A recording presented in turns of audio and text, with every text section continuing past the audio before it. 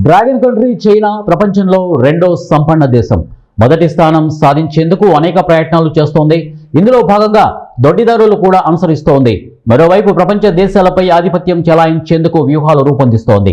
ఈ క్రమంలోనే చైనా సముద్ర వ్యూహాలు, string of pearls, belt and road వంటి వ్యూహాలు ప్రపంచ సముద్ర మార్గాలపై ఆధిపత్యం సాధించేందుకు ప్రణాళిక రూపొందించింది. అదే సమయంలో భారత్ వ్యూహాత్మకంగా వ్యవహరించింది. రష్యాతో కలిసి చెన్నై నుంచి వ్లాడివోస్టోక్ వరకు 5,647 నాటికల్ మైళ్ళ ఈస్టర్న్ మెరిటైమ్ కారిడార్ రూపంలో అందిస్తోంది.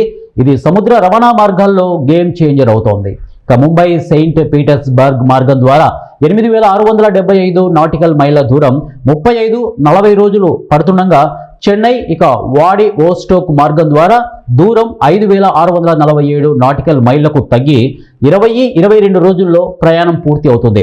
ఇది రవాణా గడువు దాదాపు 12-15 రోజులు తగ్గింపుతో పాటు ఖర్చులతో 20-25% తగ్గింపుని కలిగిస్తోంది.